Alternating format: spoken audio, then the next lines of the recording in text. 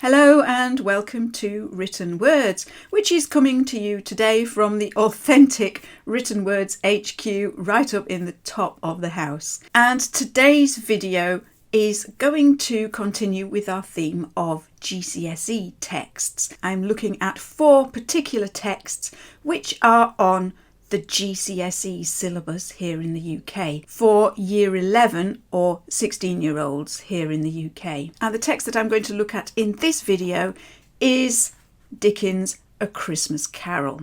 As I said in the previous video, I think this is a nice choice for 14, 15, 16-year-olds to study, as opposed to perhaps Great Expectations, which is a lot longer. This book has a lovely story. It has ghosts, it has mystery, it's about Christmas, and it's interesting from a psychological point of view too, as we see the main character, Mr. Scrooge, changing throughout the course of the story.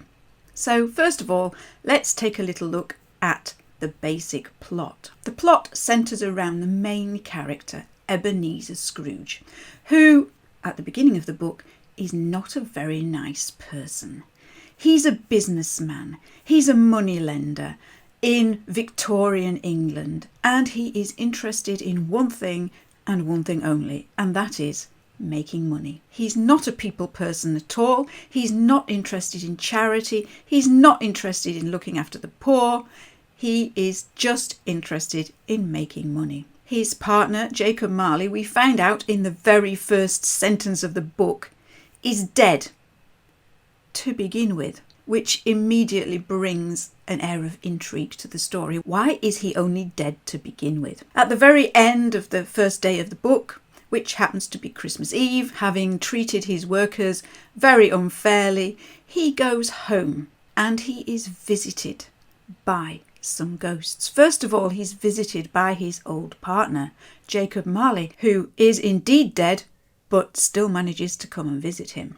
Then, over the course of that night, Scrooge is visited by 3 spirits, and those 3 spirits represent Christmas past, Christmas present, and Christmas yet to come. So the spirit of Christmas past shows Scrooge scenes from his past, scenes that make him think about who he is, where he's come from. The spirit representing Christmas present shows him what's going on around him now, what's going on in the lives of the people around him as they prepare for Christmas Day. And the spirit of Christmas yet to come has some quite chilling things to show Scrooge. Things which start to change his mind about the person he is. And then at the end, Scrooge is completely transformed. He is a different person. He begins Christmas Day filled with true Christmas spirit. So as we're looking at GCSE texts, because these are the 4 texts that I'm reading along with my son who's studying for his GCSE, I had a little look on the AQA website, that's the exam board, at some of their sample questions. What is it that they want you to know and understand about A Christmas Carol? And what kinds of questions do they ask? I mentioned in my previous video the 4 assessment objectives. So let's just have a little look back at those in the context of Dickens. These are the things that examiners are looking for in the candidates' answers. The first objective is that you need to be able to read, understand, and respond to texts. You should be able to maintain a critical style and develop an informed personal response.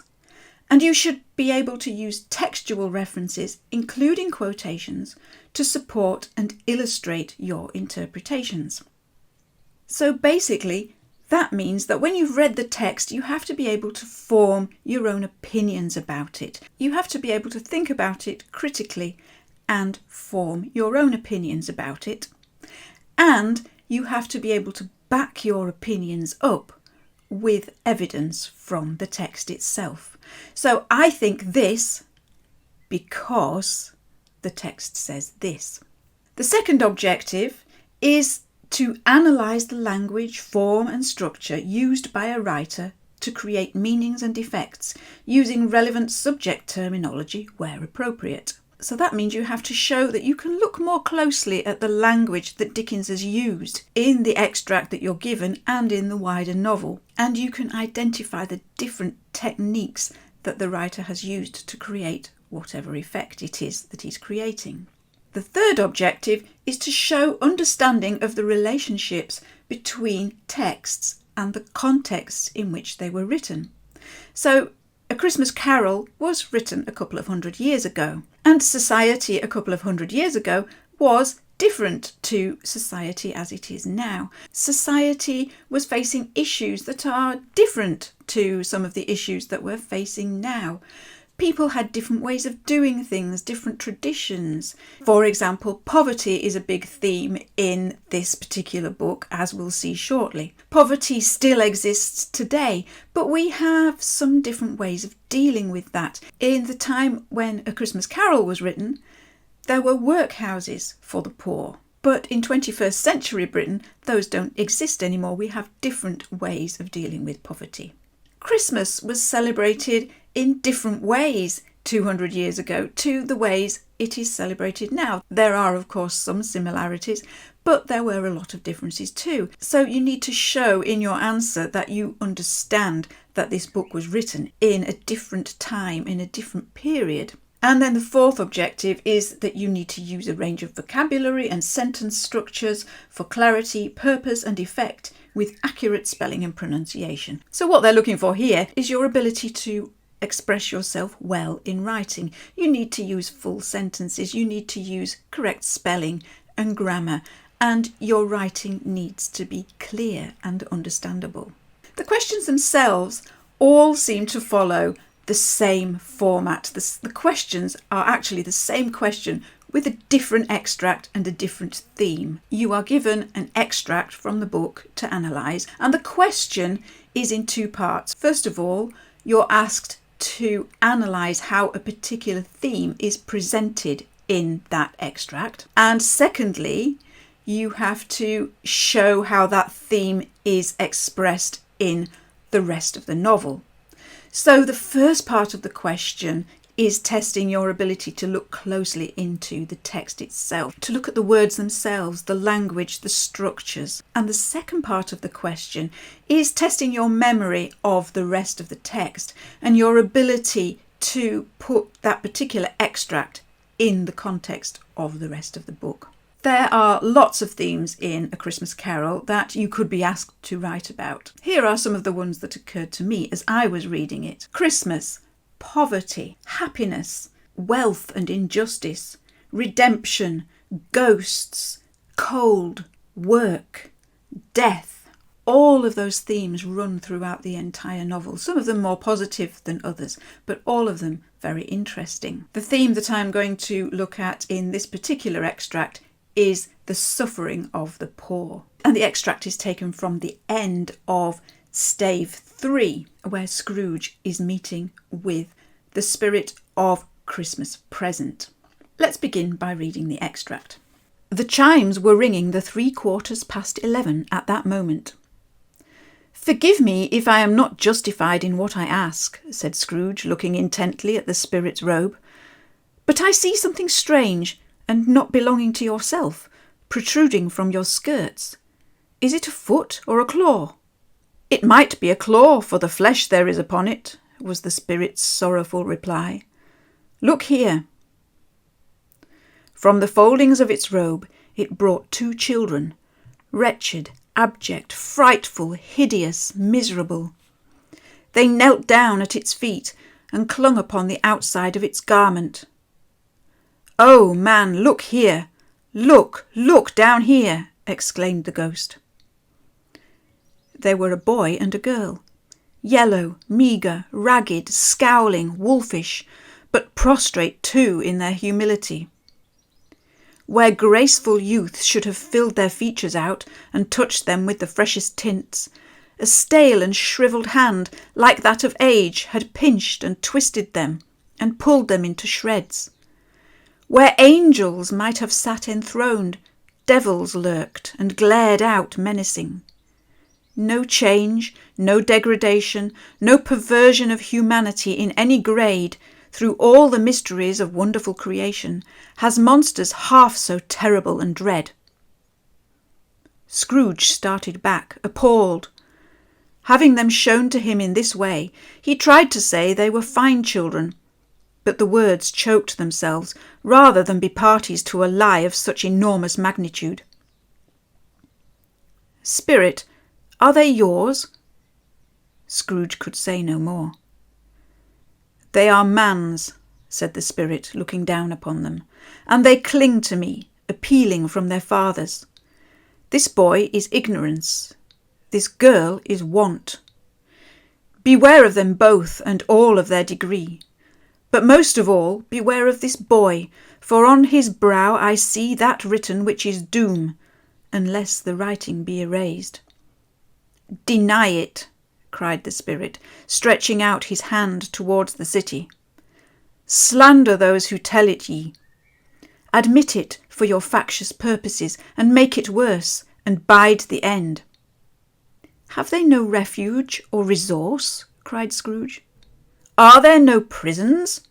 Said the spirit, turning on him for the last time with his own words. Are there no workhouses? The bell struck 12.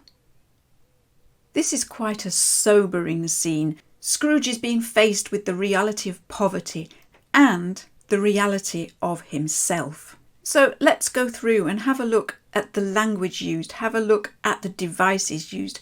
How has Dickens portrayed the suffering of poverty in this extract? First of all, we have these two figures hiding beneath the robes of the spirit. All we know of them, first of all, is that something is protruding, and it could be a foot or it could be a claw.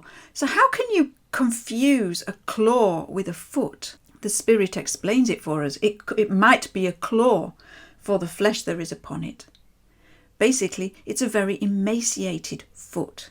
It's emaciated because it belongs to someone poor, someone who hasn't eaten enough. And then these two children emerge from the robes of the spirit, and we are given a list of adjectives. Wretched, abject, frightful, hideous, miserable. 5 adjectives in a long string, and they're all very negative adjectives. They're very sad adjectives. They tell us what a terrible state these poor children are in. And then we're given more adjectives. We're given yellow, meagre, ragged, scowling, wolfish, and prostrate. Yet another list of negative adjectives showing what a terrible state these children are in. And this is followed by a paragraph full of contrasts. We have graceful youth, filled out features, the freshest tints. We have angels sitting enthroned, and the mysteries of wonderful creation on the one hand. And those are juxtaposed with negative things, such as a stale and shriveled hand that's pinched and twisted and pulled to shreds. We have devils lurking and glaring out menacing. We have degradation, perversion of humanity, and we have monsters. So Dickens is showing the striking contrast between what children should be and what these children are. Children should be like little angels. Children should have the freshest features because they're young, but instead they're pinched and shriveled and look like monsters. And then we're shown a little glimmer of a change inside Scrooge.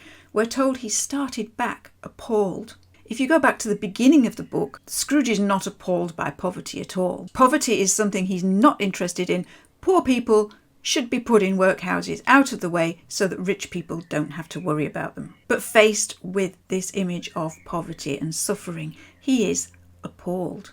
And he's about to say that they are fine children, but the words choke themselves. And that image of choking shows us the struggle that's going on inside his mind at that moment. In very simplistic terms, the good Scrooge is fighting with the bad Scrooge inside his mind.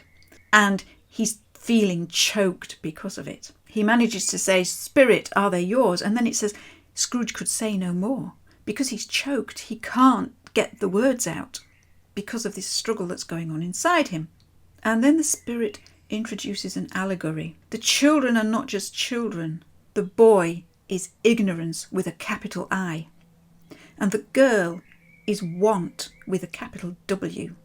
They are the representation of the poor and the suffering. But they could also be the representation of Scrooge. Scrooge himself is ignorant. He is ignorant to the suffering of the poor. He's ignorant to the way other people live. Poor people are indeed wanting. They are in need. They need the means to survive. They need the means to be healthy. They need food and warmth, a place to live. But Scrooge is also wanting. He lacks charity. He lacks compassion. He lacks empathy. He is wanting in that regard too. And the Spirit tells him to beware of them both. The Spirit in this particular extract uses a lot of imperatives. Imperatives in language are commands. So he says, look here. He says, deny it. He says, slander those who tell it ye. He's a very authoritative figure. He knows, and he is telling Scrooge what to do. So Scrooge is subservient to this Spirit. And then at the end of this extract, Scrooge asks a question. Have they no refuge or resource? Again, there's some compassion starting to appear, a little flicker of compassion inside Scrooge. But the Spirit answers with Scrooge's own words from the beginning of the book. Are there no prisons? Are there no workhouses? That was Scrooge's answer to the question of how to deal with poverty. So Scrooge's question is answered with his own words, which makes him think about what he said. And then at the end, the bell struck 12. That means it's a new day and it's no longer the present. So we now move on to the future. So that's how the suffering of the poor is reflected in this extract, but how is it reflected in the rest of the novel? Perhaps the biggest way in which the suffering of the poor is shown in this novel is through the Cratchit family.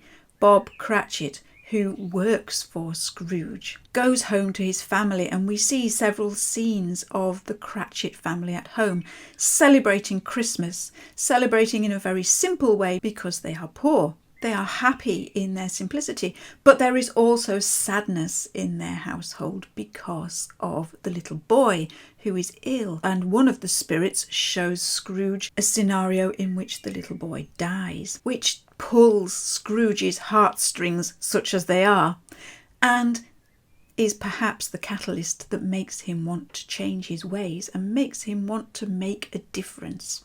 Another way in which poverty is featured in the book at the beginning of the story is when Scrooge is asked to donate to charity. He's asked to donate to the poor. And that is when Scrooge himself mentions the workhouses and the prisons.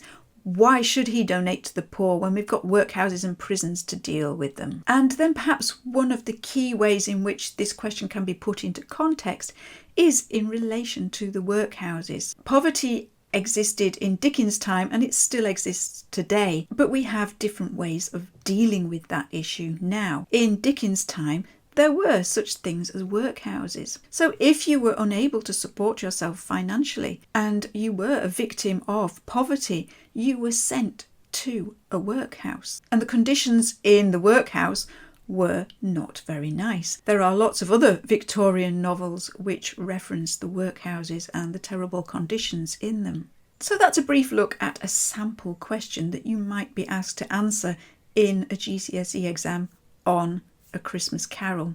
The more I read of Dickens, the more I enjoy his use of language. He definitely was a master of language and storytelling. So it's always a pleasure for me to read some of his work. So that's a little look at A Christmas Carol. If you found this discussion interesting, perhaps you might enjoy exploring another theme on your own. Perhaps try looking at the theme of Christmas. How is Christmas presented in A Christmas Carol. See if you can find a passage in the text that deals with Christmas in an interesting way, and then think about how the themes in that particular passage apply to the rest of the novel as well. I hope you've found something interesting in this video, whether you're studying A Christmas Carol yourself or whether you're just interested in exploring it a little more deeply. In my next video, I'm going to take the bull by the horns and tackle some Shakespeare. In a similar way, I'm going to look at a particular passage in detail, and then I'm going to explore how the themes in that passage are represented in the rest of the play as well. So thank you very much for joining me in this video. I look forward to seeing you in the next one, and in the meantime, happy reading and happy writing.